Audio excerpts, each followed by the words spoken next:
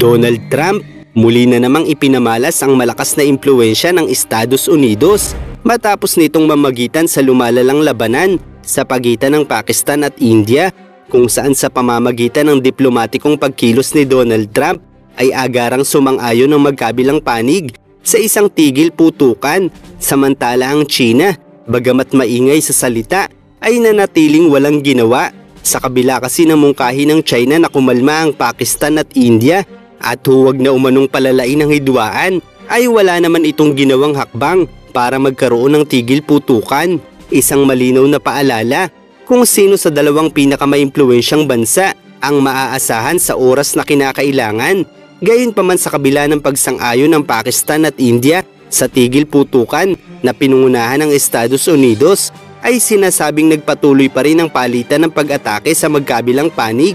kung saan ang bawat isa ay nag-aakusa na sila ang unang binomba, subalit dahil wala pang konkretong ebidensya kung sino ang unang lumabag sa kasunduan, ay nananatiling sentro pa rin ng usapin ang tigil putukan. At dahil sa nauna ng pagsang-ayon ng India at Pakistan sa tigil putukan, ay nananatiling mas malaki pa rin ang tsansa ng pagkakaroon ng tuluyang pagtigil ng digmaan. Samantala ay nananatili namang misteryo ang pananahimik ng China, dahil habang ang US ay nagpadala ng mga kinatawan sa Pakistan at India upang isulong ang pagkakaroon ng tigil putukan, ang China naman na mas malapit na kaalyado ng Pakistan at may malawak na bilateral na relasyon mula sa India, ay hindi man lang ito nagpadala ng kinatawan sa parehong bansa upang pag-usapan ang pagkakaroon ng tigil putukan. At ang hinala ng karamihan, ito ay dahil ang China ang pinakamakikinabang sa nangyayaring digmaan.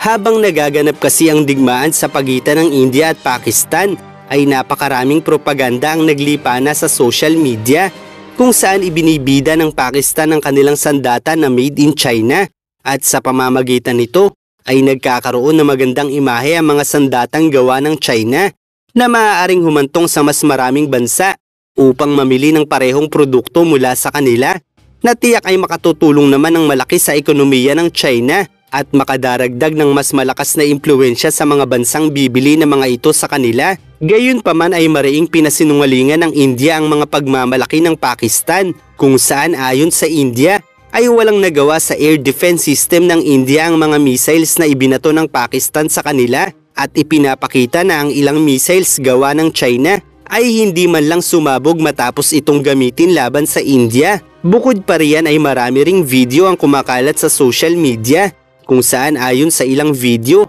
ay sinasabing ito ang MiG-29 fighter jets ng India na pinabagsak ng Pakistan gamit ang sandatang gawa ng China. Subalit napag-alaman na ang nasabing video ay kuha pa noong 2024, kung saan ay dalawang insidente ang nangyaring pagbagsak ng MiG-29 fighter jets mula sa India noong 2024, kung saan ang pagbagsak na ito ng MiG-29 sa Barmer sa India ay noong Setyembre pa, at sa Agra, India naman noong November 2024 pa. Ngunit ito ay parehong dulot ng technical na depekto at ligtas ang mga piloto, at hindi mula sa pag-atake ng Pakistan gamit ang mga sandatang gawa ng mga Chino. Kaya't napakaraming peking balita ngayon ang kumakalat sa social media na tila nga ay pinalalapad lamang ang papel ng mga sandatang gawang China. Isang dahilan kung bakit napakalaking bagay para sa China ang pagpapatuloy ng digmaang ito, dahil bukod sa gumagawa ng ingay ang mga sandatang gawang Chino,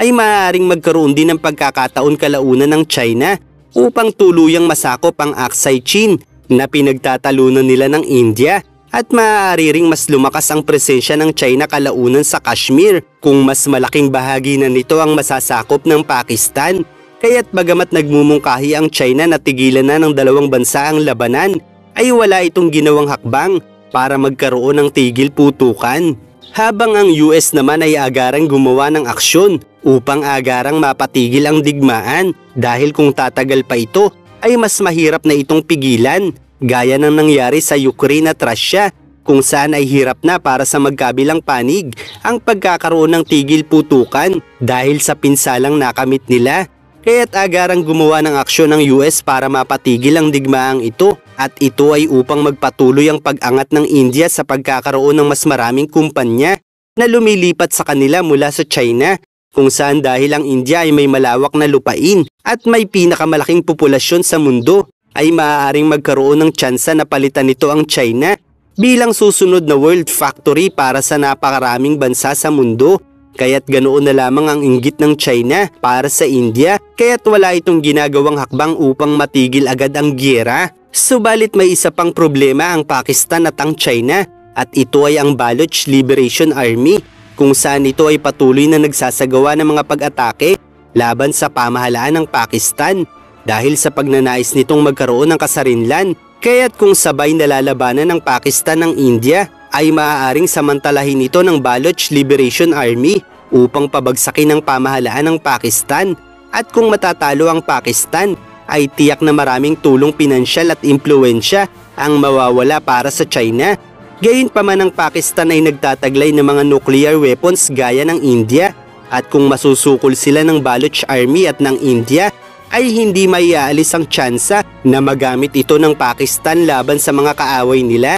na tiyak ay mas lalong magpapahirap sa mundo. Kaya't bagamat nakalalamang ang India sa labanang ito, ay mas pinipili ni Trump na tapusin na lamang ang digmaan kaysa palalain ito. Dahil sa pamamagitan ng tigil putukan, ay napakarami pang paraan para lagasan ng impluensya ang China kaysa piliin ang mas malupit na paraan na magdadamay naman sa napakaraming inosenteng tao. Kaya't bagamat masama sa paningin ng ibang tao si Donald Trump, ay makikita sa kanyang mga pamamaraan na palagi pa rin itong inuuna ang mga pagkakataong mas kakaunti ang madadamay sa pagkakaroon ng mga giyera. Dahil para kay Trump, ang labanan sa geopolitika ay kinakailangang simulan sa diplomatikong pamamaraan gamit ang ekonomiya, at palaging pangalawang opsyon lamang ang militarisasyon kung hindi madaan sa magandang usapan ng mga bansang nagmamalaki at kumakalaban sa kanila. Kaya't kung ihahalin tulad natin ito sa tinatawag na political chess match,